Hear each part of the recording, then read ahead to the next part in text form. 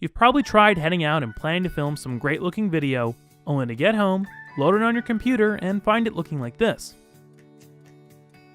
When it comes to capturing handheld video, getting stable footage isn't as easy as it looks, and being left with unusable video after a full day of shooting can be infuriating. Canon released the ultra-wide 10-18 lens, likely with the intention of eliminating the hassle associated with getting smooth footage, allowing people like us to finally stop worrying about shaky video. The lens hit the market back in 2014, and a lot has changed since then in the world of video production. Today we're going to be taking another look at the 10-18 and figuring out if it still holds up in 2019. Focal length plays a huge factor in how smooth your footage looks handheld, and the longer the length is, the more jittery sort of footage you can expect.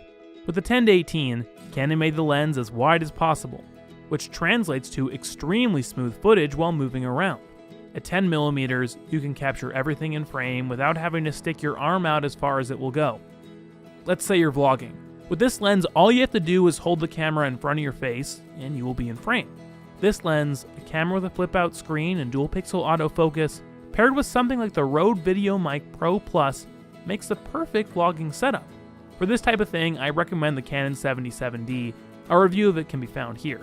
Beyond the focal length, the other major reason footage from the lens is so smooth is the hardware image stabilization.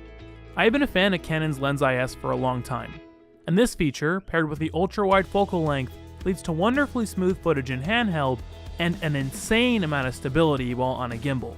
No matter what style of filming you do, this image stabilization feature will make your life easier. When shooting all the way at 10mm, you can expect some level of distortion, but personally I really like the way the footage looks at this focal length.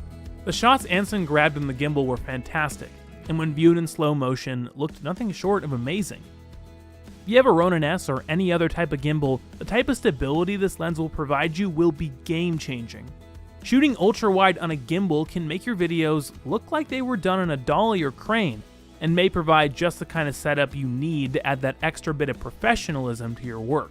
Something to be aware of though, is that whether you are shooting handheld or on a gimbal, your footage won't magically just look smooth. It's all about practice, so if you don't have any experience shooting video or operating a gimbal, have patience, and realize it'll take some time before your shots are perfect. That being said, this lens will make that whole process a lot easier than any longer lenses or ones lacking IS. I really just love how this lens lets you get up and go without having to worry too much about stability or getting everything in the shot. At the end of the day, it's going out and shooting video that's the most important, so any tool that makes that easier should be seriously considered. If you're using a camera with dual pixel autofocus, you can expect to encounter no problems keeping subjects in frame. In fact, shooting with autofocus, the lens is virtually silent, a huge plus if you're using a mic. The camera's relatively slow aperture performance combined with its STM focusing motor means that you never have to worry about things getting out of focus. Part of this is because the lens isn't very fast, with a maximum aperture performance ranging from f4.5 at 10mm all the way down to f5.6 at 18. This means the lens will close up during zooms if you're shooting wide open. This isn't particularly great, and means you can kiss any serious amount of bokeh goodbye. This combined with the all-plastic, rather cheap-feeling body remind you why the lens only costs $270. Honestly though, I don't see the build quality as being too much of a problem for most people, and doesn't affect the performance of the lens. I mean, ultimately, I think the lens is pretty great, and it's fairly priced.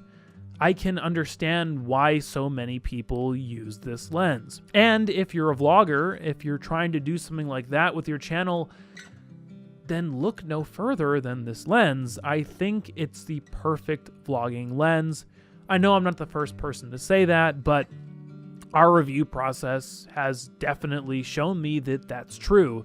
There's a reason everyone buys this lens, and there's a reason everyone uses it for vlogging.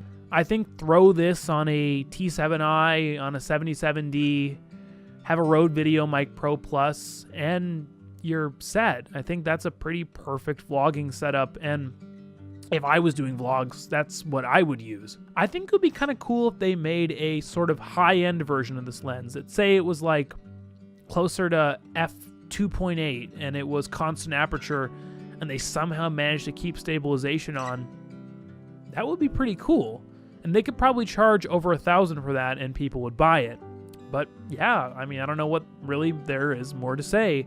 I recommend the 10-18. I think it's perfect, honestly, for the price. And if you're looking to vlog or just looking for a wide angle gimbal or handheld lens, go with the Canon 10-18.